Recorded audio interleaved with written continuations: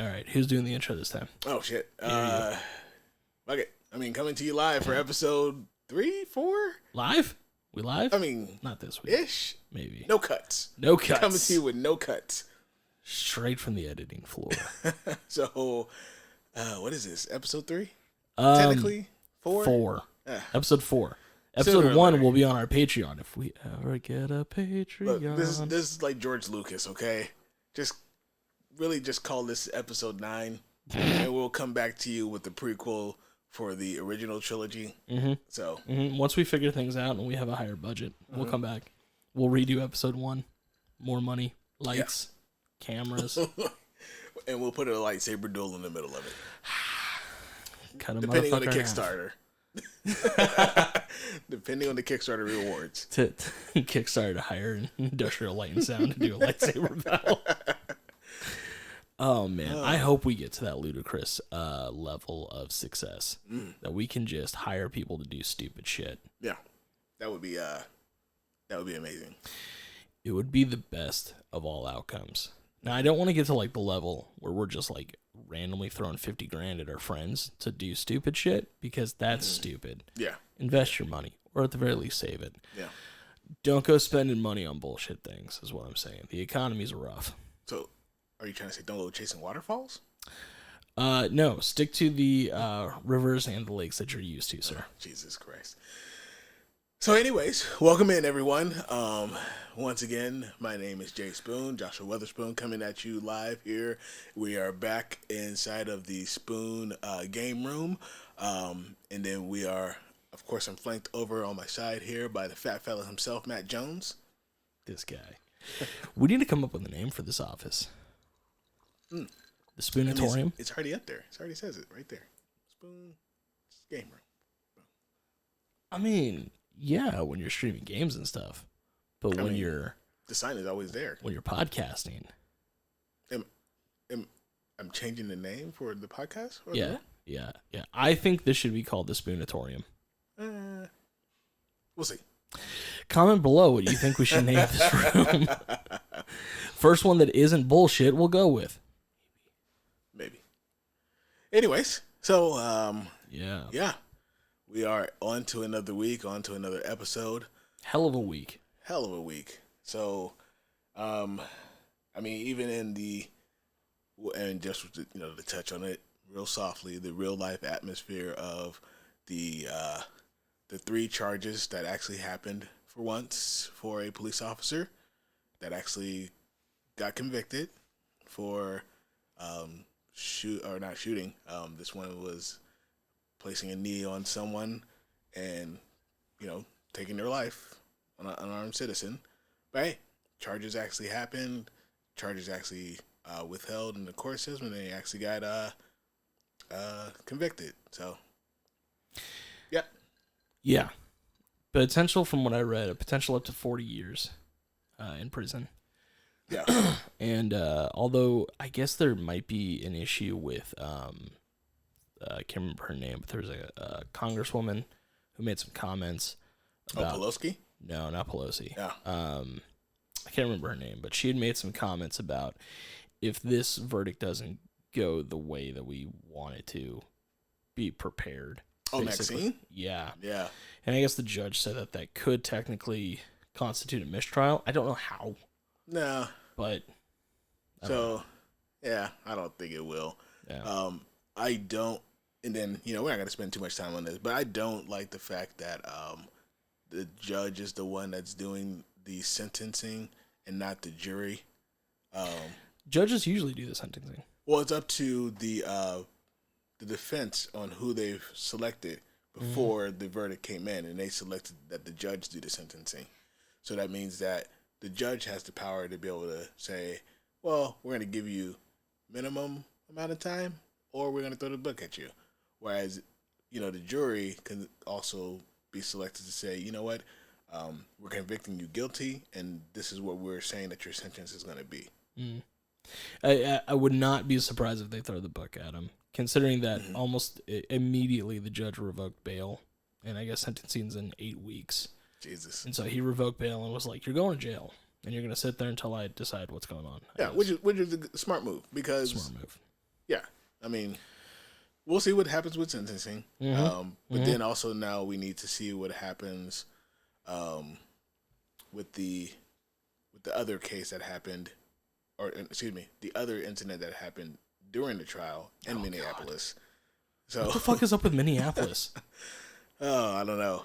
You think it's... Yeah. No, I don't know. It's okay. We're not going to get too heavy. We're going to, we're keep this light and breezy. Yeah, we want to keep this as a escape from, certain atmospheres of the world. We don't want to try to keep it too heavy. We'll touch on it, but yeah. We're escaping shit. Yeah. It's the escape room. That's what we can call it. The escape room.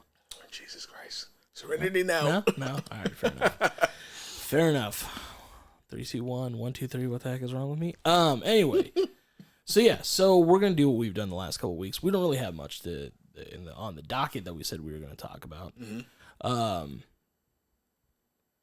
Yeah, I mean, I don't know, man. I kind of feel like outside of that, I have no idea what the fuck is going on in the world right now.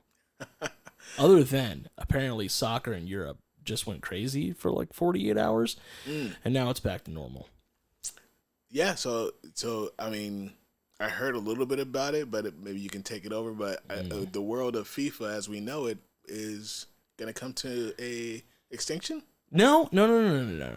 So I actually listened to What Culture Wrestling made a reference to it, so they talked about it a little bit, and I listened to a guy on Pat McAfee's show talk about it. Don't remember dude's name, but no. So what had happened is that there's multiple leagues in Europe, and a bunch of owners got together, spearheaded, because why not be the bad guys, by some American owners who wanted to create like the ultimate, I guess, tournament in the middle of the seasons. And I guess, and I don't know how soccer works in Europe, but I guess they have like the Champion Leagues tournament where you can like play into it. Yeah. And it's like the top teams from all the leagues get together and play a tournament. This would have been a separate tournament that basically said, okay, these 12 teams, you don't got to play into it. You're just automatically there. So is it kind of like the Masters? Like if you win the Masters, you automatically get to get into any other Masters after that, or? No, it was them. So they wanted to call it the Super League. Okay. And it was literally these teams are going to sign a contract that says that they are going to be part of this tournament for the next X amount of years. And it was like, I think it was like 15, 20 years. And people were pissed because by doing so, I think it also said that you couldn't play for your country's team. So English football fans got really pissed off about it because like you were going to lose like basically the best players on your national team because they were going to play this tournament in Europe for the Super League. And some of the teams that were part of it, like 6-7 years ago, weren't even that good. So this is supposed to be like the top teams, and we're just going to assume that they're going to continue to be the top teams when really everyone's like, it's a money grab. It's a clear money grab. So you can't go and play for your country for the World Cup or the Olympics? Or if you're playing for this Super League? Some European league or whatever. That's what I understand. That is ridiculous. Yes, however, there's billions of dollars in revenue to be made. Yeah, but still, like, I mean, to me as a former athlete, like that's in the back of your mind when you're growing up as a kid, there's certain things that you want to do. You want to make it to the big leagues, but then you do want to represent your country. Like, that sits in your mind. If you can, you're like, that'd be something cool, if I can represent my country in whatever, the Olympics or however. Like, so to take that away from the high level athlete that's out there playing in these leagues, like these guys made it, so they know that they can make it a team for their country because they know they're on the high level. But then to take that away from them, well, and even it fucks over like the English fans, because I didn't understand this growing up in America. Clearly, soccer is not that big of a deal. And anybody listening to this, football. Anybody listen to this who cares about soccer, I've never given a shit about it. But apparently in England, it's like they have like some ridiculous 126 teams or something like that in England alone. Yeah, okay. And it's like, and they have a relegation system, so they got tiers to it. But like some of these teams have been around for like 150 years, something ridiculous like that. So it's like your great grandfather may have helped build the stadium that these guys may still play in. Yeah, for sure. So it's like you got like city pride, you got personal pride. Like this is like your family is wrapped up in this. Like this is the ultimate, like this is their thing. Yeah. So even if their team sucks, they're gonna stick with them. Their thing is you're taking these teams away, and Premiership may drop these teams, and Champions League, like I guess the Champions Tournament or whatever the fuck they call it, is like the biggest thing because. Again, top teams from all the leagues get together, and then they play a tournament to figure out who's the best team in Europe. Okay. Nobody's going to give a shit about that tournament.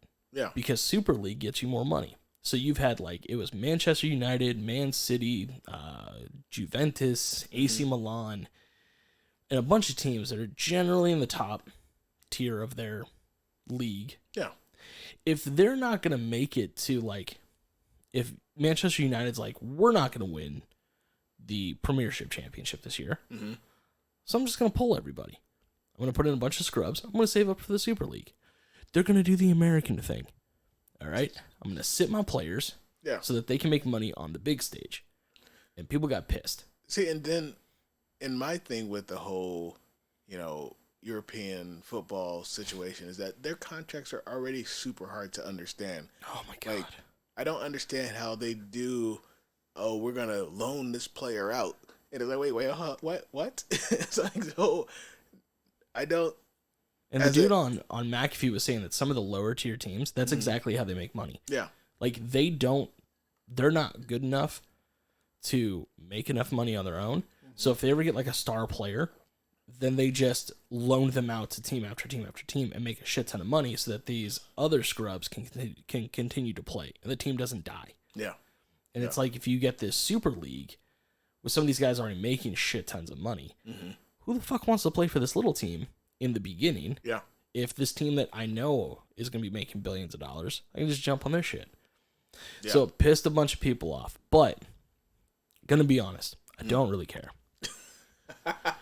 Okay. I don't.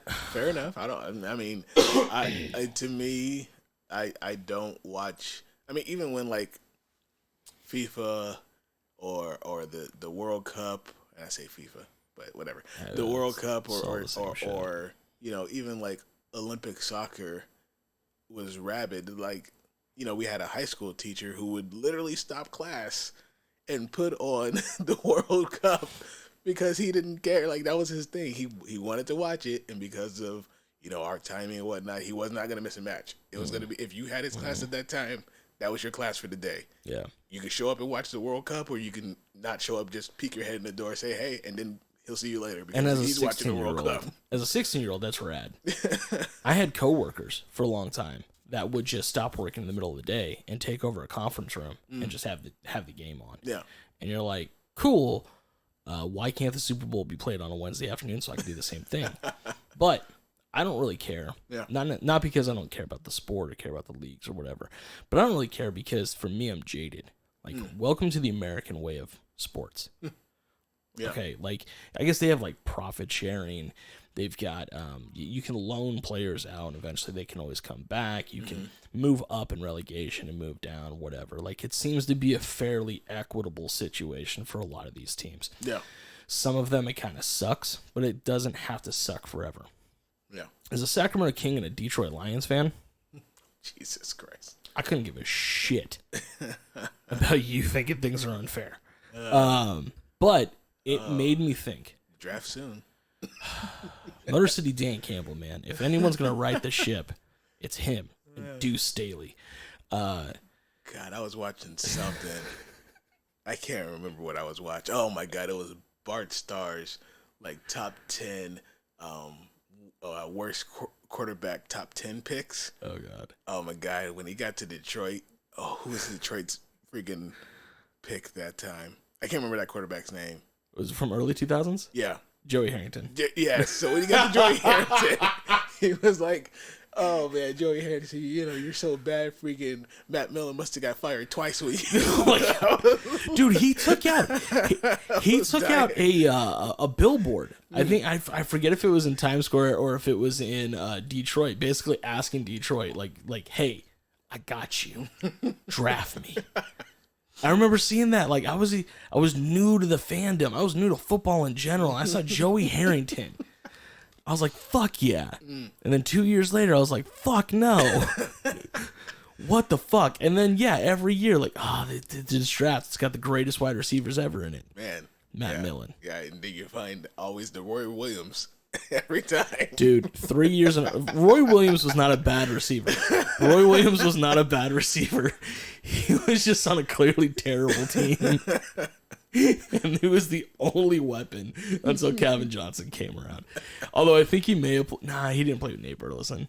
I was going to say Nate came with after Calvin Johnson got there. And I love Nate because he is the biggest Lions homer. I'm surprised Dan Campbell hasn't hired him as an assistant coach. He is the biggest homer and I love it. Yeah. But okay, so no. Going back to this soccer nonsense. Mm-hmm. I was kind of thinking, just as like as a thought experiment, and maybe we don't do it on this episode, maybe we do it next week, give ourselves some time to work on it. Okay. Do you think a English soccer style multiple tier regulation style system would work in one of the top 4 U.S. sports? And if he does, which one do you think it would work for? So if you had every year, only the top 12 teams are in tier A. Mm-hmm. Next 12, tier B. Tier C, tier D, whatever. Bottom 3 get relegated. Top 3 from the one below get relegated up. Yeah. Do you think that could ever work in the U.S.? We don't have enough teams in each league per se to in my opinion, to be able to do that. Mm-hmm. What is it? 32 teams is, I think, the highest that we go in our leagues. Basketball? Football. Yeah, so football, yeah. There's not enough. Like, I mean, I'm sure, the leagues will want to do expansions, but the owners wouldn't because they don't want to do more revenue share. So I don't think they really do much revenue share to begin with.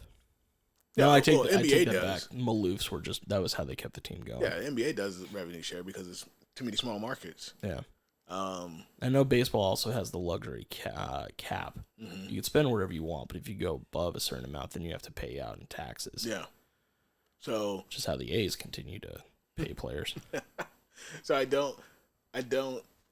In terms of owner's perspective, they probably wouldn't vote for it. Mm-hmm. In terms of the league being more out there and having more cities, they would love that opportunity. Mm-hmm. But yeah, no, I think we would need more teams. I mean, who knows if the NBA does it? Hey, Seattle's been trying to get the Supersonics back since they left. So, well, and let's also think of it this way, because one of the arguments that got brought up with the dude on Pat McAfee was that English soccer doesn't have a college system. European soccer in general doesn't have a college system. Mm-hmm. Okay. So instead, they have junior teams. Yeah. So I was thinking about it. I don't think that would work for football. There's a mental and physical disconnect between college and the pros. Yeah. That some guys are able to gap in the first couple of years, mm-hmm. but the vast majority either don't, mm-hmm. or it takes them a couple of years to get it figured out. Yeah. I think roughly the same thing, and I don't know it as much, but I think hockey is kind of the same way. Although Canada has like a junior system. Yeah. So, which works more like the minor leagues. Yeah. So I don't think necessarily hockey would be able to do it. Mm-hmm. I think baseball and basketball could get away with it. I think baseball would be interesting because you already have the minor league system. Yeah, but baseball has like what, the AAA, the AA, and the single A? You got AAA, AA, high A, low A, summer ball, mm-hmm. Cuba League, Puerto Rican League, Mexico League. They've got a shit ton of layers. Mm-hmm. But if these, like, say these AAA affiliates decide, fuck it, I'm going to hold on to some of these guys, mm-hmm. if they can, you start dealing, and that's where you get the loans. Okay. So it would be like, okay, the Yankees draft a couple kids and decide, okay, we're going to loan them out to the Trenton Thunder.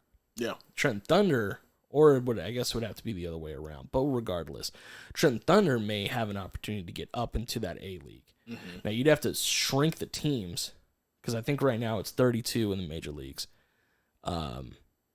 You'd have to shrink that. No, it's 30. It's 15 in each. I think you'd have to shrink that down to like 20. But it'd be the same thing. Top 3 teams from the AAA would come up to Major League, and then vice versa. Okay. For basketball... Now, unfortunately, basketball has an issue, though, where we had big threes and now we have super teams. Yeah. But even before then, one all-star can completely change the trajectory of a team. Yeah. Steph Curry is proving that with the Warriors right now. Yeah, the competitive balance in basketball, it's too great in terms of if you're putting, that 2 or 3 combination together, it's heavily influencing, later on or whatever. I mean, except for the Clippers, because apparently they can't ever get to a conference final. It's just, they got to get out of LA. LA should not have 2 teams of anything. But instead of having the NCAA college teams, there's another league that's popping up that's willing to pay players straight out of high school and be a feeder system into the G League. I don't know if you remember that. Yeah. Well, see, the problem is that it's not it's the NBA rules. Like, if the NBA changed their rules and didn't do the stupid, you have to go, or is it the age rule now? I think it's a year in college or like 2 years out of abroad. It's the NFL rule. Yeah. So if they went back to just strictly as long as you're 18 and graduated high school, then you're good. Then I think that would be a better rule and a better set, so that that could happen a little bit easier, because you get those kids. Yeah, of course, with any pro level or whatnot, you're never, unless you're like, the super greats, you're never going to be exactly ready at 18 or 19. Very rare. Very rare. Kevin Garnett. Yeah, that's all I can think of. Very rare for that to happen, for you to be. Yeah, Kevin Garnett, Kobe, even LeBron, even though I don't like to talk about, he's not the GOAT, but he was ready when he came out. Such a personal debate with you. But in terms of, other folks that are, who did the 18 and come out, not many people can make it. Like, it's not even just the physical aspect of the game, but it's also the mental capacity of being able to take that strain of playing all of those games, but then also being able to manage your money. Like, a lot of those guys, and unfortunately some of those guys who even go to college, still can't come out to know how to manage their money right. So they go into the league, they do what they need to do in the league, then 3 years or 4 years after they're out, they're broke. So, well, and even then, so I mean, that's money situation aside, there is,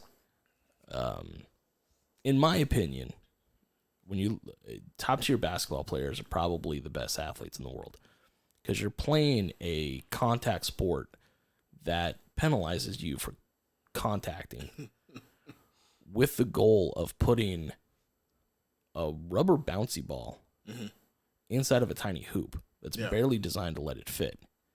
And you've got 7-foot giants running at you from all angles.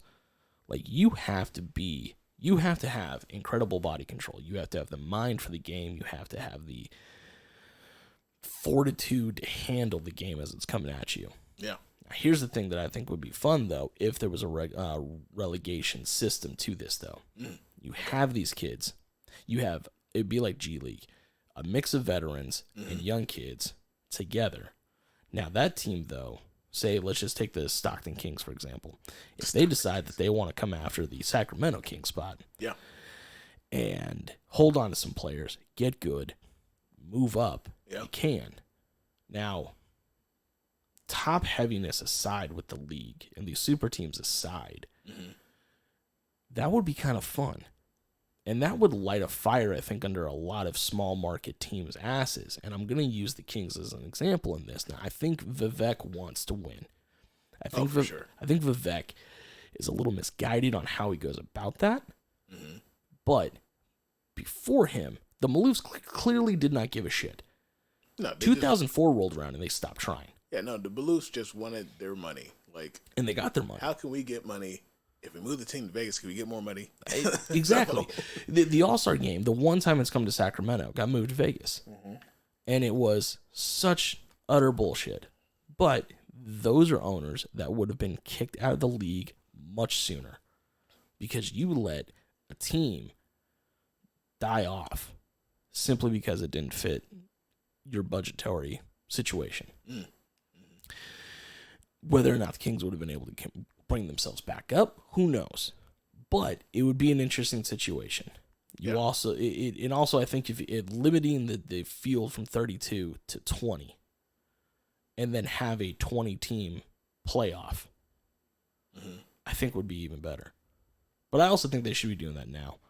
I think they should be taking the top 16 teams from the East Coast and West Coast and putting them into a playoff instead of the top 8 in both sides.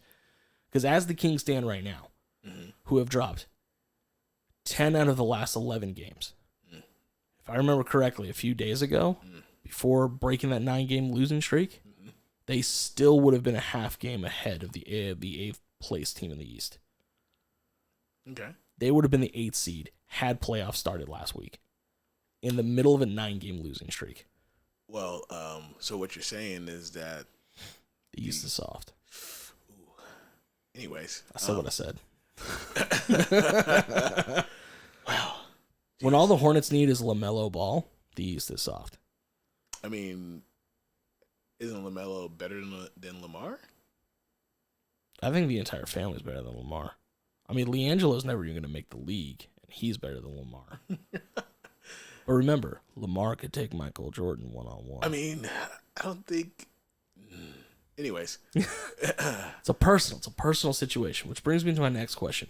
Been watching a lot of stuff on YouTube and sports things. And unfortunately, there's a conspiracy theory YouTube channel, which I've stopped watching, that talks about basketball conspiracies. Oh, God, here we go. Did or did not? Did Michael Jordan push off against the Utah Jazz? Against that Brian shot, Russell? That shot. No. Where he comes up, takes the step back, throws that elbow, man. He didn't throw the elbow. He throws the elbow. First off, get it right. He did a crossover, and it was a veteran move. Brian Russell was then on skates afterwards. Look, if you're going to put yourself on skates because you want to try to draw the foul against the greatest ever, that's your problem. I don't think any ref in his right mind would have called that against Jordan. I don't know, man. That looked like a push-off to me. It was, like I said, a veteran move. Maybe Brian Russell should have strapped on his shorts a little tighter and made sure that his sneakers were a little bit more laced up for that and was ready to go. Oh, man. See, now I want to poke the bear a little bit more. I did not read the full article, so I could not tell you his exact quotes. But did you see that Horace Grant went to the media and said without him, Jordan would have no rings? Oh, God. Really? Horace? I believe it was Horace. Horace is still a little shaken and bitter over The Last Dance. So if you haven't seen The Last Dance out there, guys, you got to go out and check it out. It's on Netflix. Get your shit together. Horace Grant was on it. He spoke his piece about what he felt like happened in some certain situations, and he felt like he was betrayed by specifically Michael Jordan and then the Chicago Bulls. Was he not? He left. So who betrayed who? I mean, according to Last Dance. So, I mean, he went for the more money in Orlando. He thought Orlando was going to get him to another championship. I mean, he went to Hardaway and Shaq. Which, I mean, they did. I'd have gone. They did beat the Bulls when Jordan came back for the shortened 45 season. They went to the finals that year. They still got swept by the Houston Rockets. So, I'm sorry. Sorry, Horace. Anyways, I have not read that article, so I don't know. I don't want to speak about it unless I have some good facts on it. I may have gotten the names wrong on that. I want to try to look it up. No, it's okay. It's okay. No, because now I got to know. Well, as you're looking that up, we are going to talk about a couple of things that we were speaking about last week. One of them being our good friend, Bo Dallas. Oh, Bosif. Because we were talking about the WWE and cuts happening and how people survive cuts. And we were all like, oh, Bo Dallas is still with the company. And he's survived some cuts, and we think he's coming back. We don't know if he's coming back.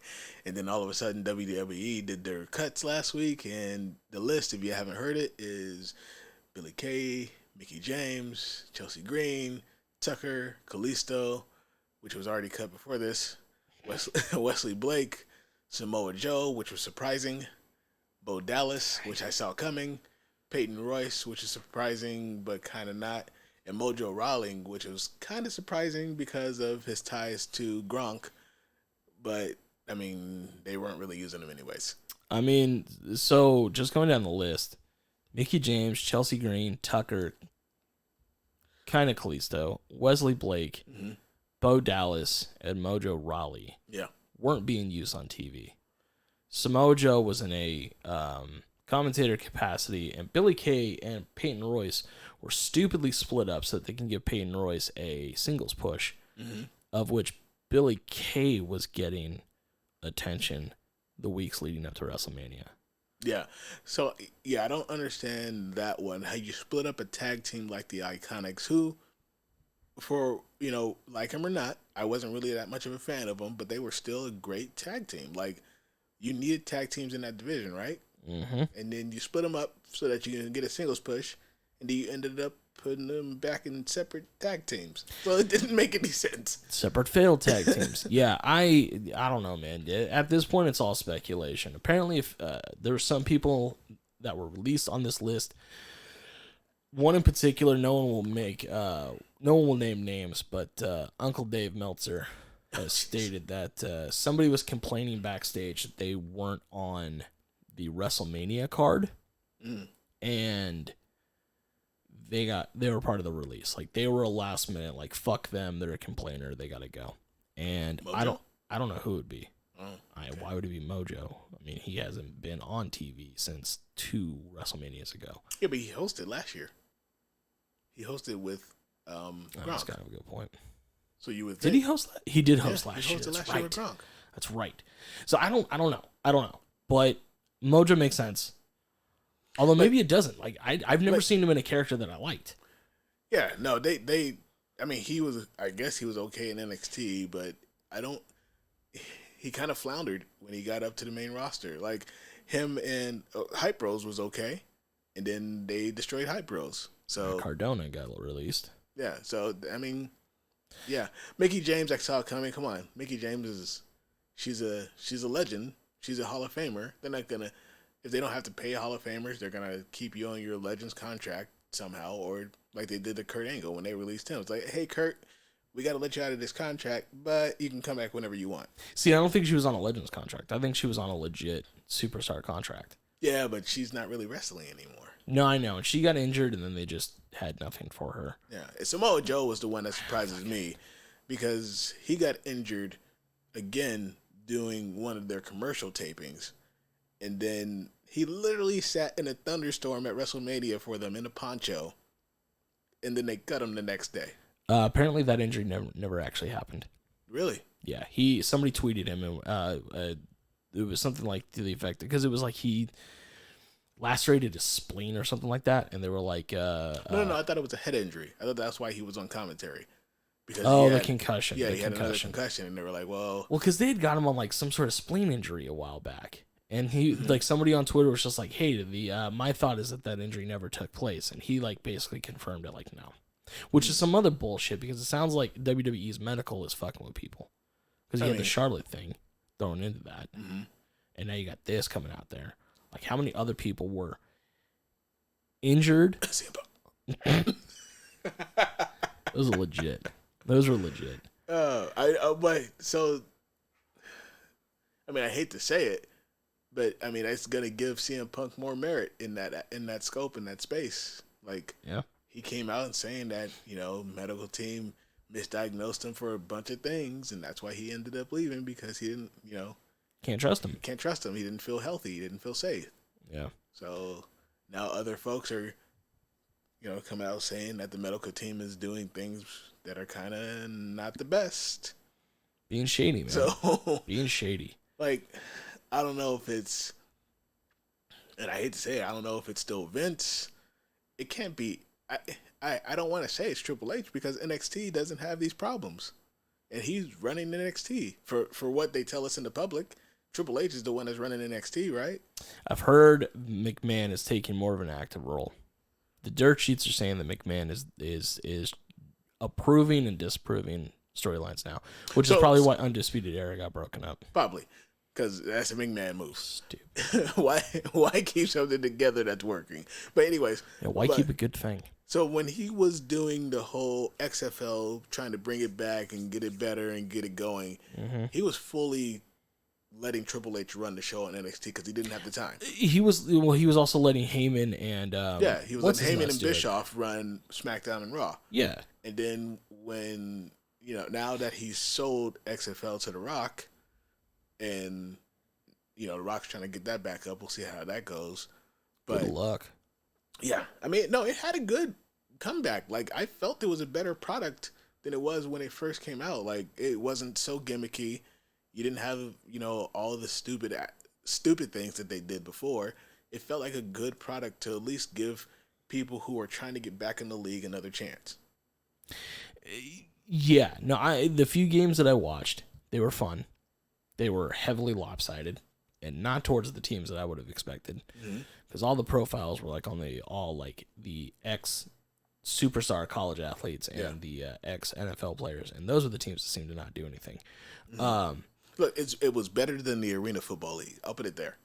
Arena Football League is literally Johnny Manziel running around getting touchdowns on his feet. Yeah, that's fun. That's all it is. 50-yard field. we're no field goals. We're going for it on every down. That's all it is, though. Like, at least the XFL is like showcasing other talent on the field. At least there's people blocking. Hey, man, you had offensive linemen. No, there was 3 of them. No. Oh my god, it was 7-on-7. Anyways, although I think one was a tight end, so maybe it was only 2. Jesus. Don't talk crap about arena football. Arena football was fun. No, I'm not talking crap. Look, arena football is his own niche. Or niche, or however you want to say it. Could be worse. Could be the Canadian Football League. Oh, Jesus. Bigger, wider, longer, faster. Yeah. Canada. Canada. But anyway, like, look, to me, the XFL, I felt like they put out a good product. I felt like they got the short end of the stick because of what happened with the pandemic. Oh, COVID fucked them. Like, if COVID didn't happen at the time that it did, Vince would still be in the XFL. I think so. It would have, like, they were getting good TV ratings. Not fantastic. They were still getting solid ratings. Their games were, for the most part, pretty good. There were some lopsided games, yes, but for the most part, pretty good. And he was bringing some camera innovation into the game as well again. So that 4K stuff. Yeah. So I felt like that if COVID didn't hit, XFL would still be in Vince's control. And he would be more getting out of the wrestling business or entertainment business. God, we can only hope. Yeah, I mean, I would agree. I think XFL would be a thing if COVID wasn't around. Yeah. But now we get to see what Dwayne and his group can do. If anything at all. Yeah. Well, I don't think he's gonna buy an asset to let it sit. No, but would he buy an asset to flip it? I don't think he's like that either. You think so? No. His pride about trying to be, the best at everything that he puts himself into, I don't think he's gonna flip it. I think he's gonna try to get it back up and get it going again once the pandemic, well, now that the restrictions are getting lower, I think we'll probably start hearing more about it. I'm just waiting for. You gotta go, buddy. Gotta shut the door. If you don't know, this is there we go. That was my son trying to come in and make a special guest appearance. One of these days. Maybe not so young. So I'm waiting for like the Virginia Beach Brahma Bulls to show up. The Virginia Beach Brahma Bulls. Oh my God. Yep. So first off, wouldn't he just put the team in Miami? I mean, isn't there already a team in Miami? I mean, he'll probably just rename it. Can't go to. No, I'm saying we can't go to NFL cities unless you're LA. There's a team in Dallas in the XFL. What are you talking about? Fuck Dallas. There's not an NFL team in Dallas. The Dallas Cowboys? That's a cheerleading squad, sir. Oh, damn. And they do play in Arlington, so. Yeah. Okay. Anyways. Whew. It's going to be at least one comment coming from a Lions fan. They don't play football in Detroit. Oh. Not until Motor City Dan Campbell gets in there. Oh, God. It's the MCDC. Wow. So let's check in on some of the things that we've. Have you caught up on any of the shows that we talked about in terms of the Snyder Cut, Invincible, anything? Negative. Oh, Jesus. I'm terrible at this. I'm terrible at it. Oh my God. No, I will. I've told myself I'm going to make a conscious effort over the next week. Okay. To watch it. Snyder Cut at the very least. Yeah. Also Patreon. Jesus Christ. Trying to get there, Tina. Don't hate me. Are you gonna start? Oh, that'd be a good idea. So maybe we can start doing reactions on Patreon with some sort of like situations like maybe the Snyder Cut or maybe try to get you to watch Game of Thrones. Negative. Patreon. They ruined the books. Patreon. They ruined the books. Patreon. But the books. Okay. We can do an all ASMR video apparently. They ruined the book. I mean, George R.R. Martin was a producer. He was there and he gave directions. So, anyways, if anybody ruined the books, it was him. George R.R. Martin. The lifespan of the show Game of Thrones is very similar to the lifespan of that supposed Dallas Cowboys team that you speak of. Ooh. Very involved in the beginning. Uh-huh. Now he's just cashing checks. Ooh. Jerry Jones is just sucking the lifeblood out of Dak Prescott. Ooh. Wait. So cashing checks. So Jerry Jones is, the rest his peace, the new Al Davis? Oh, yeah. Just suckling on the life force of his new quarterbacks? No, see, that's the problem is that Al Davis and Jerry Jones, they were the same person. Oh. Yeah. They were split down the middle as children in a magical accident. Is this like a Kame and Piccolo kind of situation? Kinda. Okay. Kinda. All right. Yeah. That, which is why, have you noticed, though, that Jerry Jones and the Dallas Cowboys have sucked ever since Al Davis died? It's because half his life force is gone. Ooh. Damn. Yeah. Yeah, they were keeping each other alive. Damn. Yeah. I don't know. I don't know if we can this go on? Can we put this up there? Can we? It's gonna go. It's unedited. It's not uncut. It's raw. It's not slander if it's clearly a joke. Oh, Jesus Christ.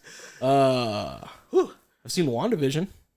Oh, I think we talked about that. No, we haven't. No? No. Okay. Yeah. No, I finished one. We watched. Janelle and I binged WandaVision, and in one night. I'm dead serious about this. We got off of work. We sat down. We watched it till like 1 a.m. Okay. We're waiting. So tomorrow is the last episode of Falcon and Winter Soldier. Yes, we're waiting for after that. We're gonna binge that. Good. So WandaVision though. What are your thoughts? As much as I think Disney will eventually reveal itself as one of the horsemen of the apocalypse. God damn, they make a good show. Yeah, whoever the CEO of Disney, Mark Zuckerberg, Elon Musk, and an unknown fourth, Jeff Bezos. They are the horsemen of the apocalypse. Wait. Oh, okay. All right. Well, I'm no longer an Elon fanboy. I don't know if we've talked about that. we have. We have. Okay, fair enough. We may get to that eventually in another episode. It's okay. So, yes. Actually, no. I'm going to get to that now. What? Fuck this. Hold on. All right. Okay. I did not see the article. I was watching a video. A YouTube channel. We seem to drop YouTube channels, or I drop YouTube channels every time we do an episode. Wisecrack. It's very good. It's like a bunch of philosophers with philosophy degrees that didn't have actual jobs started a YouTube channel and talk about all kinds of stuff. And they broke down the phenomenon of billionaires. And Elon Musk got brought up into it. And apparently, in an article not too long ago, Elon Musk said that he is willing to finance tickets to Mars once they've started the colonization process, and that they will assign you a job in which your work will eventually pay off your debt. So Elon Musk, the son of a South African multimillionaire, is talking about indentured servitude. Yeah. Okay. So WandaVision is a fantastic show. Wait, no, we can't just skip over this like that. So what you're saying is that you can go to Mars, but now he's basically creating. I mean, I hate to say it, this is a Star Wars-esque kind of environment too, outside of the indentured servitude. Because, like, think about it. Now you have my attention. Think about it. So, if we're talking about even like, just if fans aren't like privy to the other ones, but if we're talking like the most recent trilogy, you know, Rey was on Jakku, paying off her debt. To we don't even know her amount. They never told her. She was just scrapping out parts and like, okay, well, we're going to take for your debt and pay you this much for you to be able to eat. So basically what you're saying is that Elon Musk is going to be like, cool, I'll take you to Mars, but you're never going to be a free person because you're always going to be paying this debt here.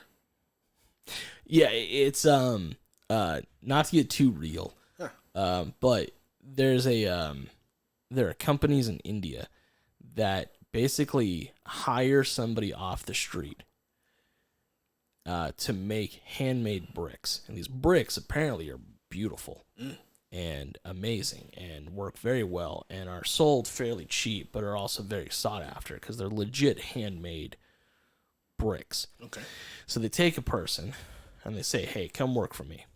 I'm gonna give you X amount of money. It's gonna be able to pay rent for your family." All right, cool. And then at the end of the day, they go, "Well, here's your check. However, you get $40 a day, but your meals cost $25, and the AC in your room costs $10, and we got to pay somebody to clean the room, so that's $5. And those tools that you use. And the tools that you use, we loaned those to you, so you actually owe us $5. Yeah. And so what you do is they go, well, it's fine, though, because if you get one of your kids to come over, they can help you pay this off. Yeah. And the next thing you know, you're 4 generations deep, and everybody's living on this clay tabletop making bricks. That's what Mars would be like. Yeah. Yeah. Like, this is, do androids dream of electric sheep? I'm never going to Mars. No. I'm not going to be able to afford that. Well, first off, like, there was an article that I saw today, too. It was like, okay, so if something goes wrong while, you know, the astronauts or the colonists are getting to Mars and there are people dying, do you then eat the dead people in order to survive? Some Donner Party shit here. So, yeah, I'm like, okay, so are we now saying that, hey, on this trip to Mars, anything goes? Like, there's no rules. You do whatever you want. You do whatever you need to do in order to survive to get this colony going. So, yeah, I don't think it's and to be fair, like, the first people that are going to go there, if and when it happens, are going to be, you know, some group of scientists, probably a couple of people to keep them, quote unquote, safe. And then, you know, maybe if they're really brave enough, somebody with a little bit of money. Joe Rogan's going to be one of the first people. So, see, that's going to be the problem. Should tell you enough right there. Because you're going to have the logical scientist who are going to be like, hey, this mission is happening. You know, we need to keep the mission going. But then you're going to have that money bags who's going to try to talk somebody into doing something not the best because they're going to be like, well, I can pay you this and let's get this done this way. Yep. And then you're going to have the Brute Squad who's going to be like, well, you know, money talks. Yeah. So until you get to Mars and realize you can't eat money. Yeah. So I don't know. It just, the way humanity is, it doesn't seem like it's not going to be a mission that's going to succeed with the current status of humanity. No. There's no way. No. And I hate to say it because, I mean, and let's think of it this way too. You know, and I'm going to be one of those, we're going to get into some conspiracy moment here. Ah, shit. So, where's my tinfoil hat? What if Mars was the original planet that was, you know, had life on it and whatnot? Because Mars, you know, every time we go there and we sample and we study it, it's like, oh man, it has a lot of similarities to Earth. Uh-huh. What if we already left Mars and we came to Earth and now we've destroyed 2 planets? And now instead of going to another planet, we're looking at the old planet that we already came from. I want to offer a competing theory to that. Mm-hmm. All right. What's the planet closer to the sun from us? Was it Venus? I think so. Okay. I think Venus is the old Earth. Okay. I think Mars is the next Earth. And Okay. this is all set up in motion. As planets get closer to the sun, shit goes sideways. We deuce the fuck out. Okay. All right? We're out. We're fucking out of here. Mars is the next stop. Mars is the next Earth. Okay. In a few billion years, we're going to be doing this all over again. Because shit gets closer to the sun as we go on. I think. Well, so. This is. Oh, hold on one second. Okay. This is called pseudo-intellectualism. Jesus Christ. I'm not actually smart to be talking about this subject, but I'm gonna. Because it's fun. So, I mean, isn't the sun a dying star anyways? Like, I mean, we're all dying. Act appropriately. so, I mean, yes, I think we can still tell if the sun is alive or not, but sooner or later it's going to die out, and sooner or later it's going to stop producing, but anyways.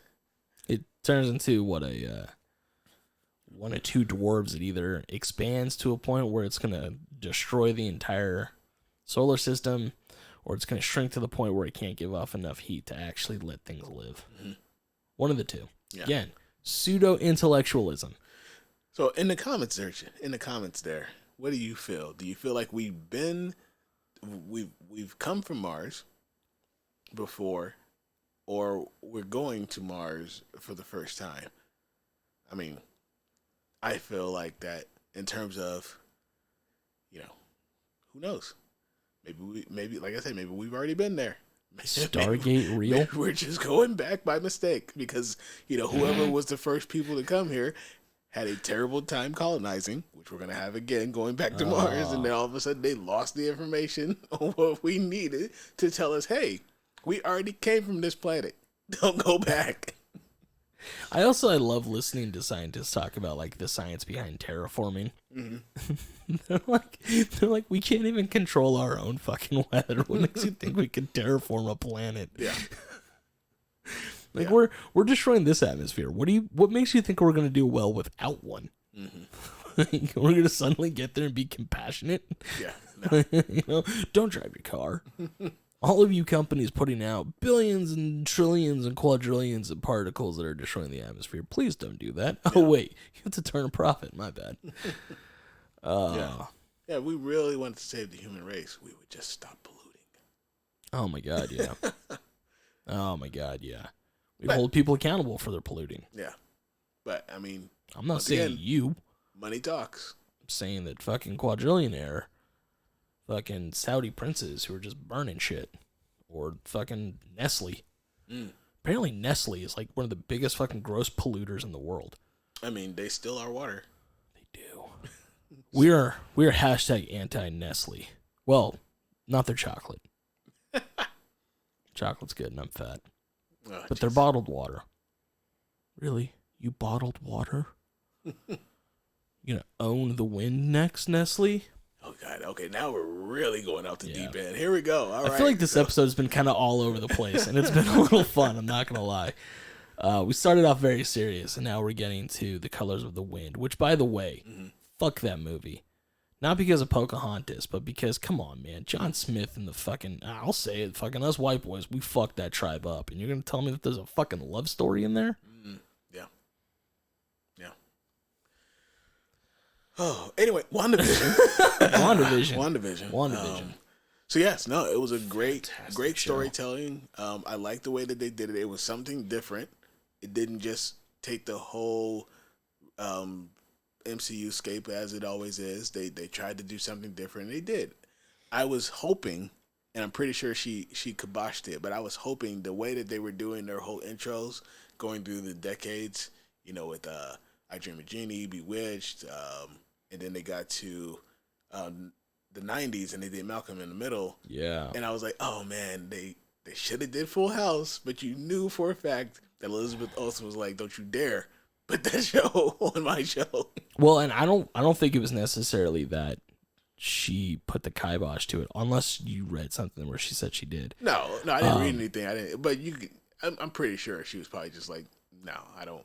Malcolm in the Middle is owned by Fox, which is owned by Disney. True, but they also, well, I guess ABC is Disney as well too. But I don't think they own the Full House property anymore. No, well, no, I'm not saying that. I'm saying because they did Modern Family. So they did. Yeah. I don't know. Maybe she did put the kibosh to it, or maybe somebody in the writers' room was like, "It's a little too on the nose." Well, I mean, they were probably like, they probably came up to her super excited. Oh my God, we're doing these sitcom things, and what would you feel about it? She probably was like, nope. Mm-hmm. To me, I would have probably did the same thing. Like, I'm not trying to live in, you know, my sisters or family shadow. Yeah, I'm doing my own thing. I'm good. I think it worked out really well though, because they did the 80s. I don't know what show they were trying to be then. They did Family Ties. Family Ties. Okay, so they did the Family Ties thing, and I think maybe going to Full House would have been a little too close. Because with Malcolm in the Middle, you got to play a different side. You get to play up to the debauchery. Yeah. So, how did you feel about? Spoiler alert, potentially. Oh God! Well, I mean, the show's been out. You should have seen it by now. I should have seen Snyder Cut, but whatever. How do you feel about the whole Quicksilver not being Quicksilver situation?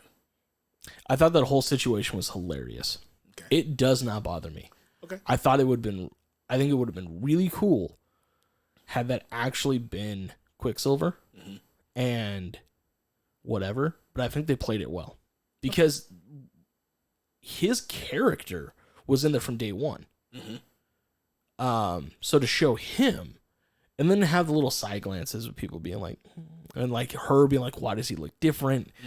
Like, I think they played it well. Yeah. And also the kick-ass joke. I thought was hilarious. Yeah. Okay. Fair enough. There was a lot of things I appreciated what they did with that show.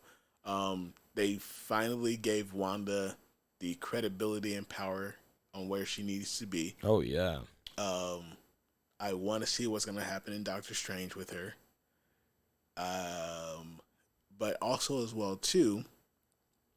So the whole, and then the way that they did her powers too, and showcased them. The whole, she created 3 people who didn't exist, but still could physically do things. She created a whole new Vision from scratch with all of his powers. And he can physically use all of his powers. And a lot of his memories. Yeah. So and he was as strong as the regular Vision, or White Vision, as he's called in the comics or whatever. So, yeah. Imagine being that you're strong enough to create 3 individually strong beings and still battle another witch. Keeping them alive and keeping that shield up the entire time. Yeah. I'm not gonna. So the only thing in the show that really truly bugged me. Mm-hmm. So what's her name? Agatha. Mm-hmm. Hilarious, and the actress who plays her, fucking hilarious. Yeah. I enjoyed the character. I enjoyed the storyline. I enjoyed her intro song. The thing that bothered me, and this happens, it's a trope at this point, where your villain just happens to be in the place where you do that magnificent thing that grabs their attention. Mm-hmm. Like, she could have gone to literally any other town in the U.S., mm-hmm. done this exact same thing, and Agatha wouldn't have been there. But she happens to do it in the town that Agatha is living in.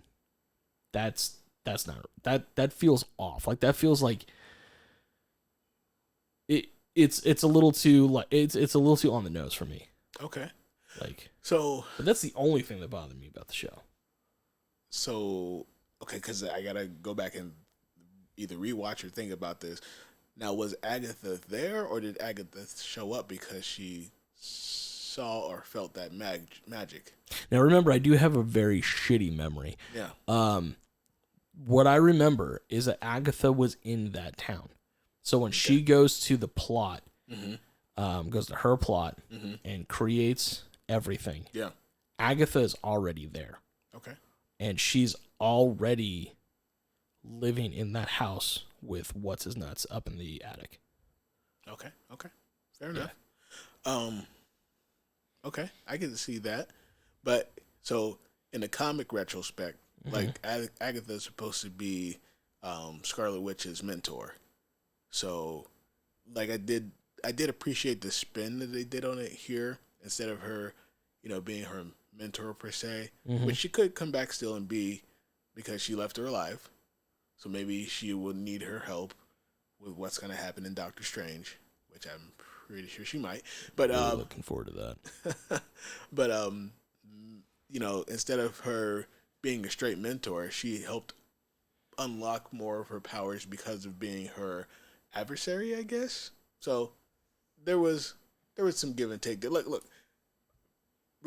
Regardless of the fact, Feige knows what the hell he's doing. Oh shit, yeah. Like, he's able to put these stories together in a way that I don't think anybody else in this position would have been able to do. Like, he has things thought out so far in advance, mm-hmm. that he's knowing, like, this is the plan, this is what we're gonna do. Like, just by giving, like, I'm super excited, even before the whole star power that's coming up in it, with the whole Secret Invasion show that's coming out. Yeah. Emilia Clarke's going to be in that. Yeah. Speaking of Game of Thrones. Yeah, so I was already pumped about that show. But yeah, now that we got Emilia Clarke in it too, it's going to get even more better. Better. You really need to watch Falcon and Winter Soldier as soon as you can. And we're getting there. We're getting there. If I can say one thing, WandaVision, fantastic show. Mm-hmm. Falcon and Winter Soldier, I think at least right now, a little step above it. Really? Because it's not. So it's Reddit is dropping little spoilers that I have to quickly get around. But they're not doing nearly as much as they did with WandaVision. No, so it's not a lot of character building or character growth, I would say. Okay. It is straight espionage and action. Oh, cool. But in terms of what they are building on, it's there. And I've seen some spoilers. So I've seen that I guess somebody is presenting Captain America, a different person as Captain America. Mm-hmm. And I don't know. And obviously no spoilers from me, but I guess Falcon isn't like immediately introduced as Captain America. No. Like there's some other bullshittery going on. So there's a lot of like social and political commentary going on with it if you read between the lines. Yeah. Yeah. So I'm looking forward to it. Yeah. And apparently the two main actors, I can't remember their names right now, Sebastian Stan and Anthony Mackie. Yes. Apparently, they're at least they seem really cool with each other when they're doing interviews, and they both have a probably staged hatred for Tom Holland, Jesus. which is hilarious. Because I guess if they're ever doing interviews next to each other, they'll just start yelling at Tom to shut up.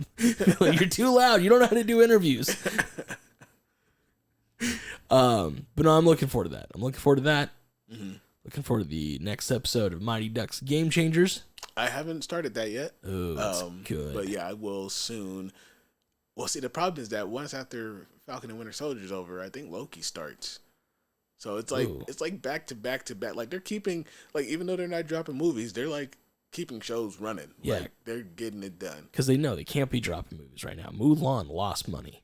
Yeah. Well, we'll see what happens with the ever delayed Black Widow movie. I thought it was done. I thought they were done. No, it's done. It hasn't been out. Oh, it's in limbo. Yeah, so it's coming out finally again. We'll see. But it's supposed to be in theaters and on Disney Plus. So we'll see what happens. Speaking of movies coming out, Mortal Kombat. Oh, yes. Yes. Are you actually excited for that? Yes, I am.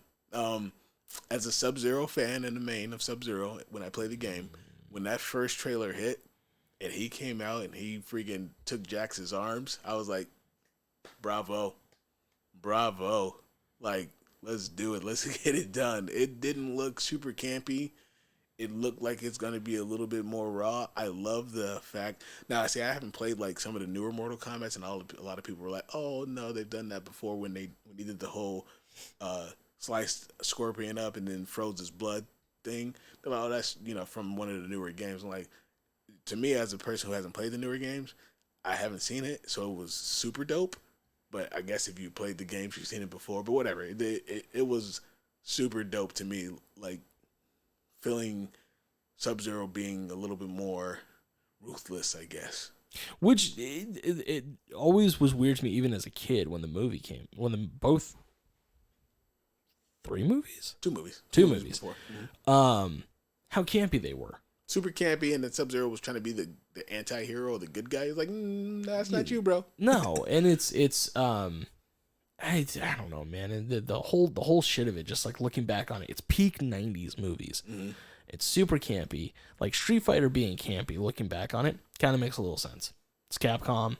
It's a weird video game. With Jean-Claude Van Damme? With Jean-Claude Van Damme.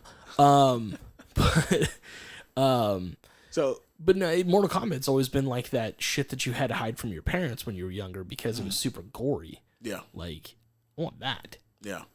I mean, it looks like, especially when that first trailer hit, it looks like the fatalities are going to be in. Like, so I feel if somebody doesn't get their spine ripped out, I'm going to be disappointed. But if Johnny Cage doesn't punch anybody in the nuts. Well, see, I don't know if Johnny Cage is in this movie.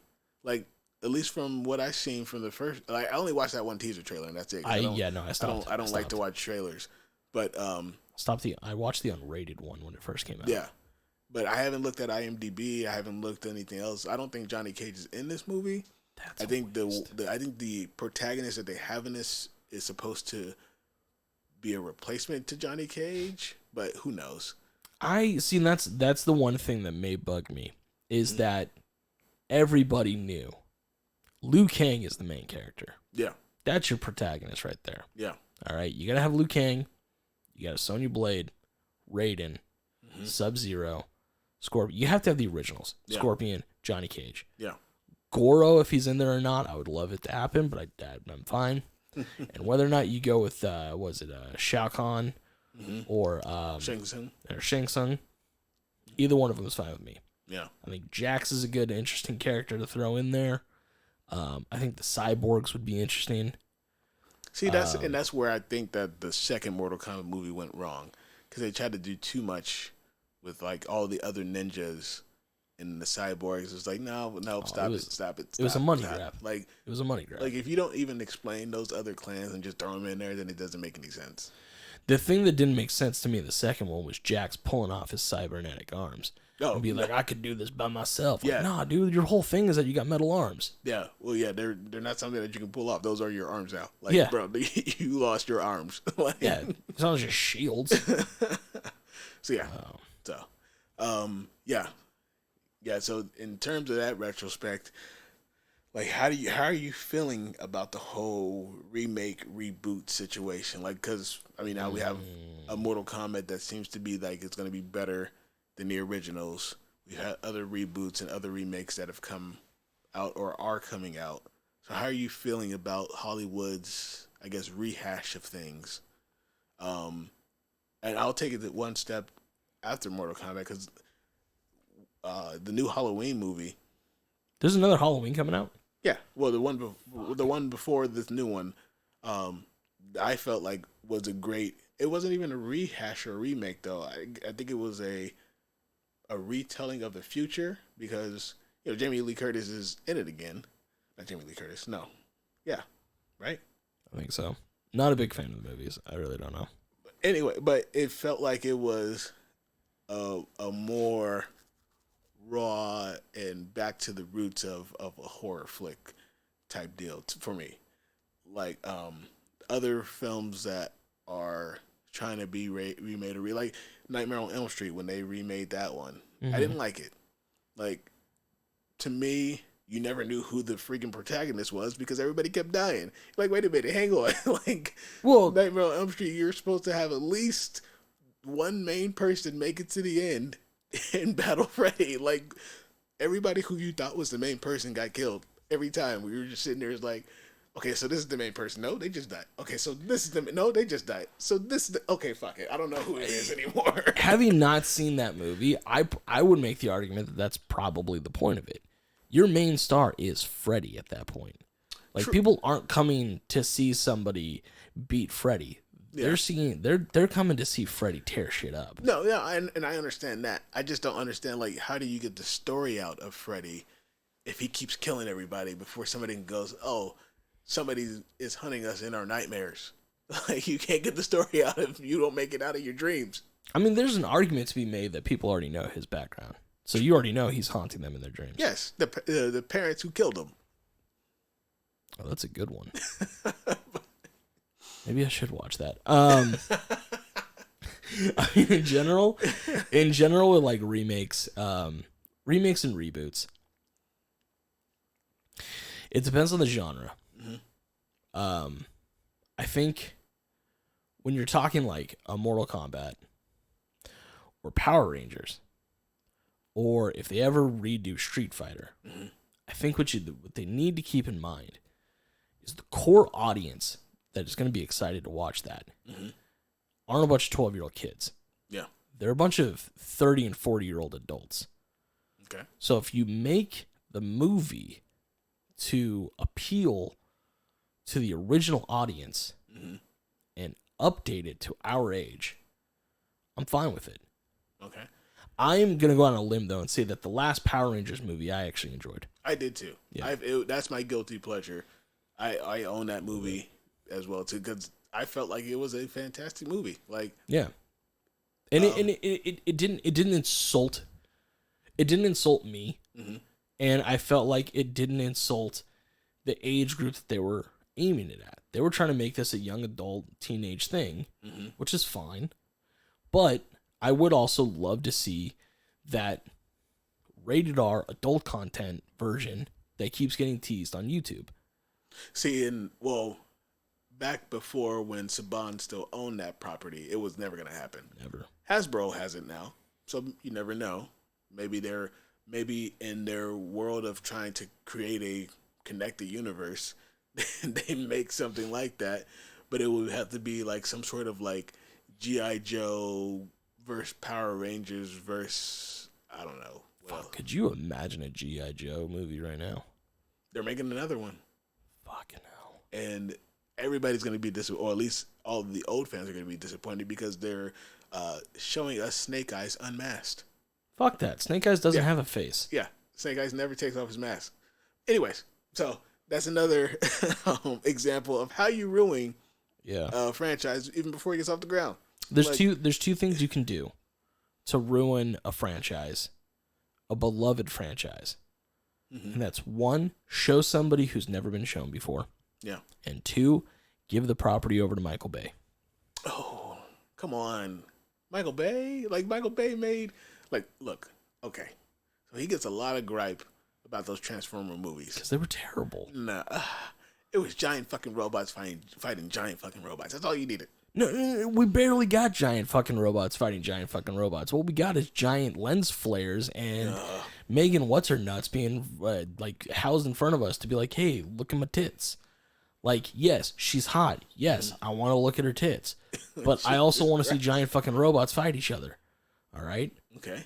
Let's not make this some, Real Steel bullshit or Pacific Rim. Okay. All right, I want it to be Transformers. So, I can see that. Maybe in the first movie, yes. Also, Mark Wahlberg. Okay, so he was in like the last couple of ones. Who watched those? We did. We paid money.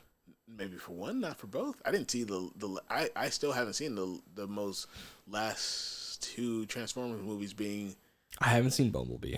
No, I haven't seen Bumblebee, and I haven't seen the one before that. What was it? The last. God, The Last Night? Yeah, I didn't see that one. You wouldn't saw that with us. No, we didn't see that one. We saw the other one. We saw the one with the Dinobots. We definitely saw that one because that's the one where Mark Wahlberg knocks over a Bud Light dispensing machine and then does a clear product placement. Yeah. Holding the guy by the shirt and drinking the beer with the label out. That was the one with the Dinobots. Or alleged legendary warriors. Legendary warriors. For whatever reason, we couldn't call them Dinobots.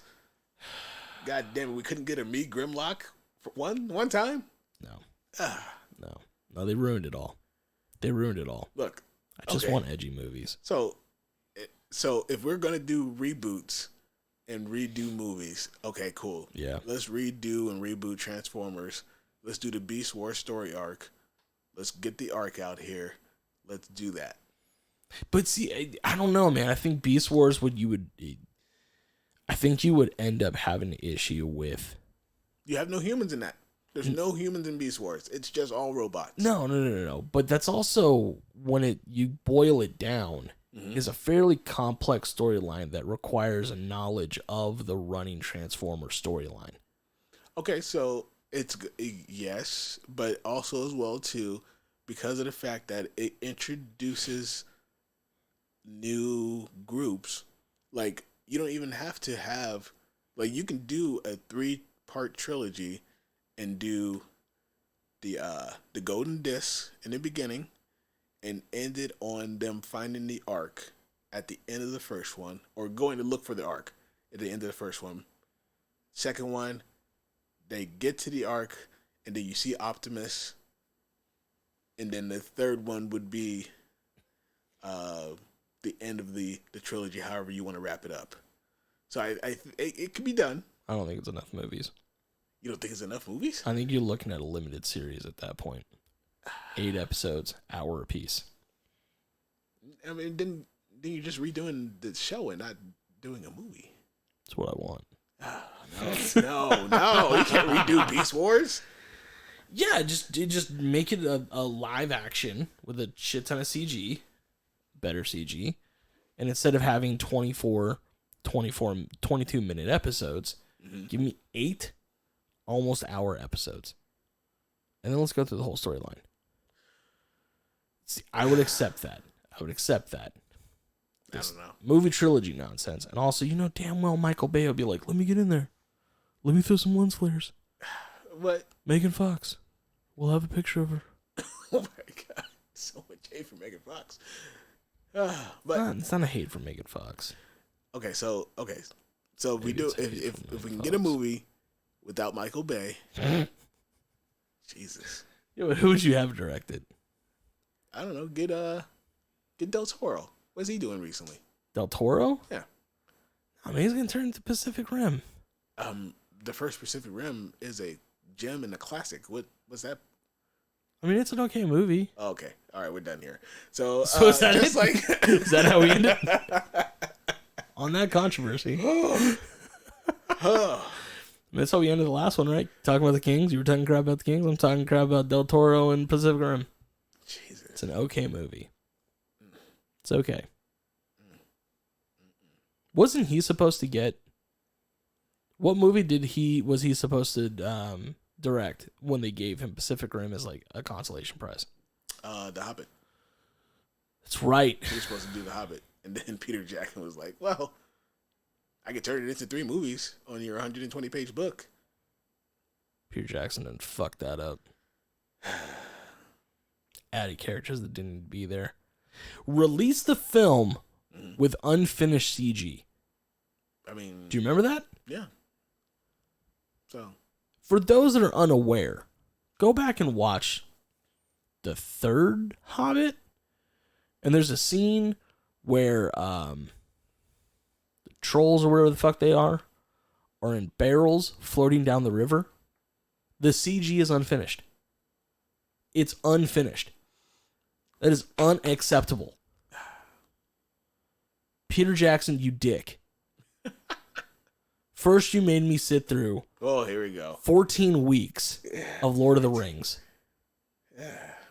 Then you split The Hobbit into 3 different movies. Like, that's the only gripe I have with him. He split the shortest book in that tokenscape for the Lord of the Rings into 3 movies. It should never have been 3 movies. It could have been one. Okay, I would have taken 1 3-hour-long movie for The Hobbit because it's not that long of a book. He had Orlando Bloom playing 2 separate characters, and not a single person in that movie looked at him and said, "You look familiar." So this is the problem with Orlando Bloom, and that wasn't 2 separate characters he was playing. That was another guy. So that was Shaw from Fast and Furious, who looks like Orlando Bloom. But that was definitely not Orlando Bloom. That wasn't Orlando Bloom? No. The pirate-looking motherfucker? No, that was Shaw. I can't tell them apart. Oh, God. And I thought the same thing when I first saw some trailers. I was like, wait a minute, why is Orlando Bloom playing a human I legit thought that was Orlando Bloom. and not Legolas? And then He was playing Legolas, though. Yeah, no, he was, and he shouldn't have been in that movie because Legolas was in that book. But whatever. No. But whatever. And then we had to add a pirate. Anyways, yes. So that was the only gripe I have with Peter Jackson. The Lord of the Rings trilogy is the one of the best trilogies known to man. So you need to stop there, sir. It's okay. Oh, God. It's okay. Doesn't compare to Back to the Future. Back to Or Teenage Mutant Ninja Turtles. Wait. So what? No. Can't end on that. Can't end on it. So Teenage Mutant Ninja Turtles up there. 2 great movies.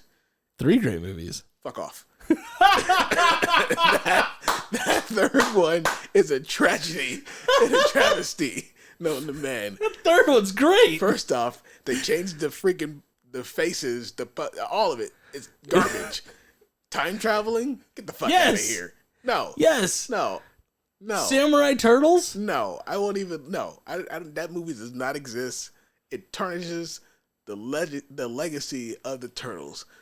Okay? We went from the gritty, grungy first movie with Raph getting his ass kicked, it being in the tub for 2 weeks, to, Ninja Rap. I'm about to say you can take Ninja Rap, but you can't excuse time travel. I can take Ninja Rap because it was the secret of the ooze. Like, it was a little bit more campy, yes. That was the secret of the ooze? Vanilla Ice? Oh, Jesus. It was a little bit more campy, I understand. But they still had, Shredder, Super Shredder. Kevin Nash. Yeah. Then the third one. Samurais. No. I don't even think I've seen that movie all the way through.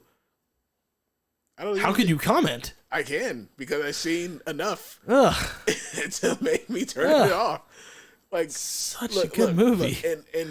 And as a Turtles in Time lover, if you don't know, Turtles in Time is a Super NES game / arcade game that came out, Teenage Mutant Ninja Turtles 4.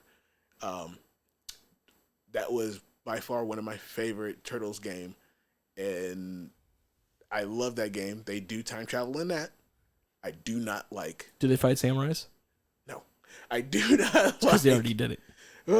I do not like the third Ninja Turtles movie. It is the audacity of it. Just,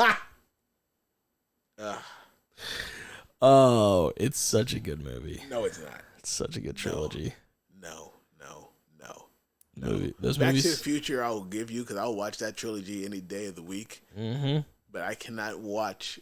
So if you want me to say a trilogy that I can watch straight through, I cannot watch the third Ninja Turtles movie.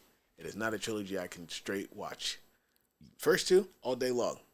Even though the first one is still hard for me to watch Raph get his butt kicked, but I still do it. It's a dark movie. Yeah. But you know one of the main reasons why Teenage Mutant Ninja Turtle trilogy is better than Lord of the Rings? Oh God, why? Because you can watch it in one day. Can you though? Because I can't sit through the third one. So you could if you tried a little. Nope. No, not even an effort. Not even an effort. Nope. Never gonna happen. My son will never see that movie. Oh, he will. No. Yep. Ugh. Yeah, when he's over at my house, I'm gonna show him. I'm gonna tell him that if you turn on something that's called Teenage Mutant Ninja Turtles 3, to call the police. To call the if you ever see Ninja Turtles dressed up as samurais, call the cops on your uncle and aunt. It is a crime against humanity. It is not a crime against. I'm showing that movie to him. I'm gonna find it on Amazon Prime. It's got to be somewhere. Ugh. It is somewhere. It probably isn't because it's so terrible. Everything's on Amazon Prime. If you look hard enough, it'll be there, and he'll watch it. You know what's gonna be great about it too? I'm gonna show him that before you show him the other two. So he's gonna think canonically, samurais came first. Nope. So couldn't sway him to be a Yankees fan, but I'm gonna sway him into this one. On that note, it was a great time here tonight. We want to thank you guys for joining us and tuning in. I want to say joining us, but one of these times we're going to be live. Maybe next week. Maybe next week. But we'll give it a shot. We'll definitely keep it, we'll play it close to the chest and keep your ears to the ground. Take a look at our Instagram, Twitter. Do we have Twitter? We have a Twitter. Okay. We have 0 posts. Perfect. So take a look at our Instagram, and you'll be able to know if we're going. Actually, that might be our first post on Twitter then. If we're going to go live, we'll put it out on the Twitter sphere. Follow us on Instagram and Twitter. I believe our handle is Arena of Audacity or Arena of Audacity Podcast. Just put in Arena of Audacity and we should pop up. We should probably know these things. Probably should. Yeah. Anyways. We should also know the superiority of the third Teenage Mutant Ninja Turtles movie. Oh, Christ. Chat, sound off. Sound off in the comments. And we'll see what you guys think. Oh, wait, hold on. We haven't done one of these. Like and subscribe. Hit that bell notification. Comment. Do things of that nature. Because if you don't, the algorithm buries us. I'm getting real with y'all. If we have to switch platforms, I'm going to be very confused because it took me a long time to learn YouTube. Don't make me learn others. Well, everyone, have a great evening. We will see you guys again next week. Signing out. Peace out, guys. Later.